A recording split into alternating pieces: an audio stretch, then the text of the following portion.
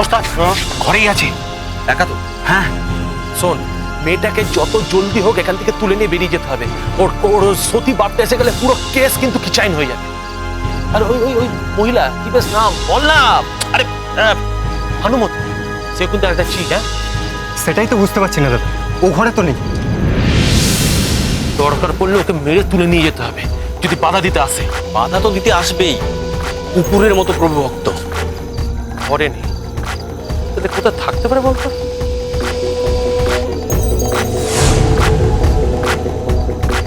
না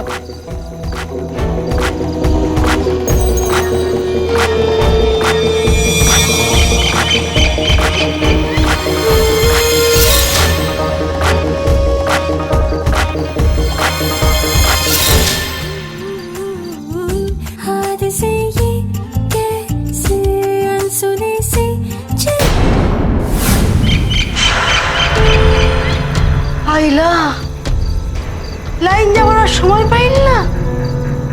মোমবাতি এখন কোটে খুঁজে পাই? একি আবার লোডশেডিং।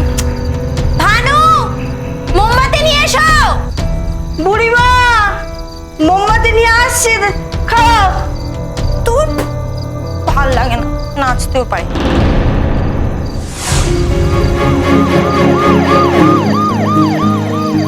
আমাদের সঙ্গে মস্করাটা করলো বলো তো? আনন্দপুরে যেখান থেকে কমপ্লেন এসেছিল সে বাড়িতে তো কোনো কমপ্লেন নেই দেখি। ওই স্যার একটু মজা করলো। স্যার যে নাম্বার থেকে ফোন এসেছিল ওটা একবার ডায়াল করলে হয় না স্যার? হ্যাঁ দেখছি।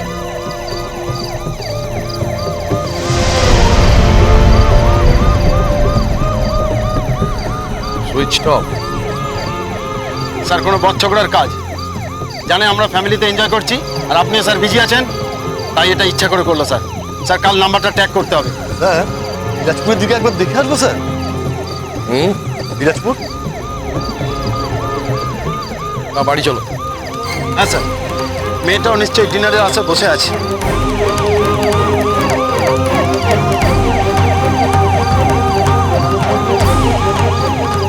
গগনা কোনো জুতোয় আমাকে বাড়ি থেকে বের করে নিয়ে আসতে চায়নি তো? এই বাড়ি চলো তাড়াতাড়ি। স্যার একটু ট্রেনে চালাও তো।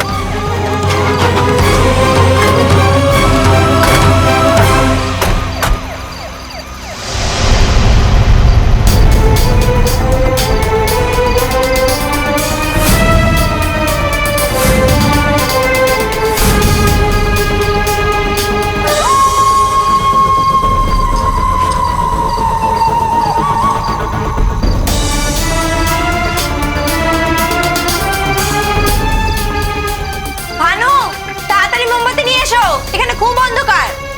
এই তো পাইছি মোমবাতি। বুড়িমা অন্ধকারে টুটোস না, হোঁচট খাবো। আসছি বুড়িমা।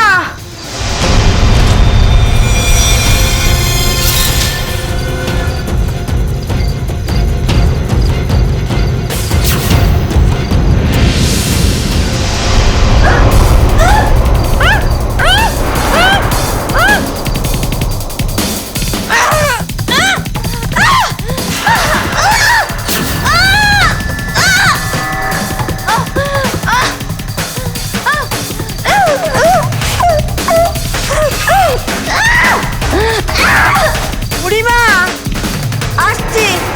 বুড়িমা, ও বুড়ি,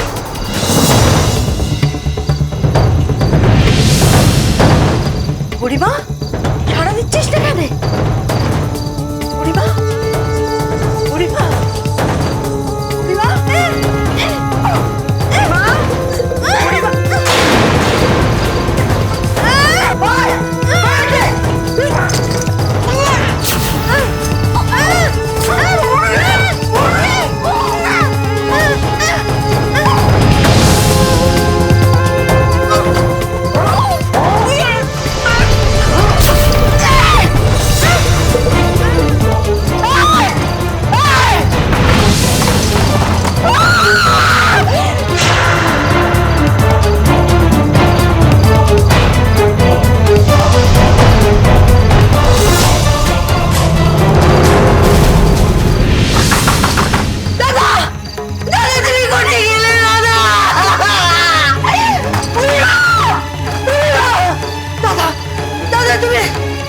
তাড়াতাড়ি আসো দাদা, দাদা তুমি তাড়াতাড়ি আসো দাদা। বুড়িমাকে আমি খুঁজে পাচ্ছি না। ও দাদা, দাদা তুমি আমার বাসায় বুড়িমাকে থইয়া গেল দাদা। আমি তো ওকে রাখি পারুম না, রাখি পারুম না দাদা। আমি রাখি পারুম না, আমি নিজে ওটাকে বুড়িমা।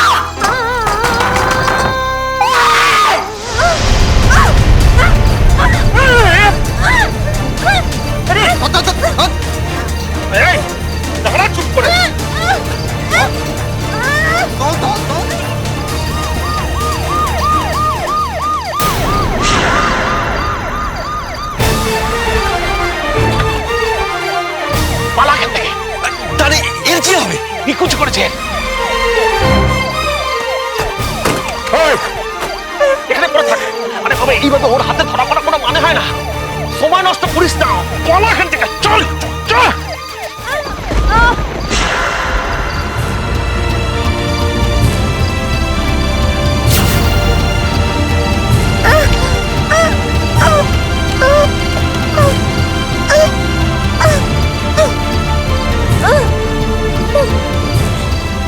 ইমন মা,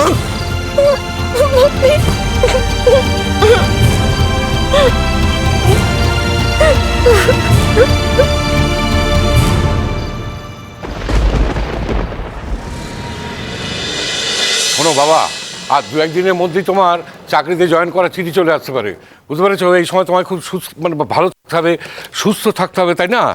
হ্যাঁ, দেখো ওখানে গিয়ে যেন আবার উঠে পিঠে টিটে চড়ে বসো না, তাহলে মানে যদি পড়ে টড়ে গিয়ে আবার হাত পা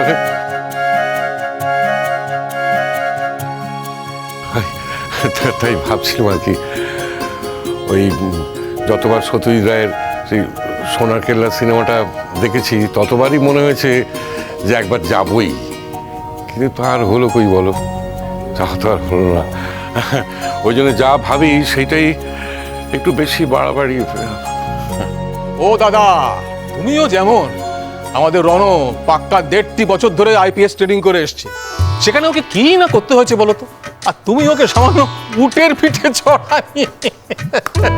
আচ্ছা এই যে বাবা তুমি চললে, এরই মধ্যে যদি তোমার চাকরিতে জয়েনের চিঠি চলে আসে, তাহলে তোমরা আমাকে ফোন করে খবর দেবে, আমি সঙ্গে সঙ্গে ফিরে আসবো। এরপর কোথায় কোন দূরে চাকরি করতে চলে যাবি? আমি তো ভেবেছিলাম কটা দিন তুই বাড়িতেই থাকবি। ছেলেকে যেন একবার আঁচলে বেঁধে রাখবে। কথার কি ছিরি, রান্নাঘর থেকে তো জীবনে বেরোলে না, জানবে কি করে জগৎটা কিরকম। চিরটা কাল তো ছেলে মেয়ে মানুষ করলাম, ঘর কন্যা সামলালাম। সেই 18 বছর বয়সে বিয়ে হয়ে বাড়িতে আসা অবধি আজ পর্যন্ত দায়িত্ব তো শেষই হলো না। বাইরের জগৎ আর কি করে জানবো বলো? বিয়ে হয়ে শ্বশুর বাড়ি এসে ছেলে মেয়ে মানুষ করবে না, ঘর সংসার করবে না, তা কি করবে? হ্যাঁ, কোট প্যান্টুর পরে নৃত্য করবে? হ্যাঁ, তাও যদি পেটে কিছু বিদ্যে থাকতো, যদি দু একটা পাস টাস করতে। পেটে বিদ্যে থাকলে কি আর চাটুর্যে বাড়িতে ঝিগিরি করে মরতাম? মা, ঝিগিরি কথা কি বলি রে মেজকি? ওরম একটা কথা যেন ওর কানে এলো।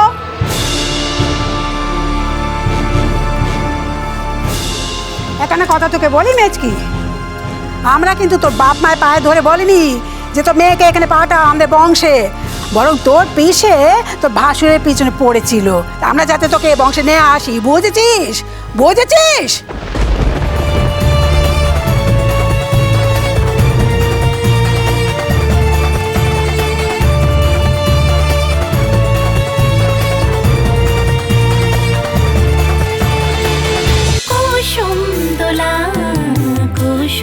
চলো চলো চলো চলো চলো পাল্টা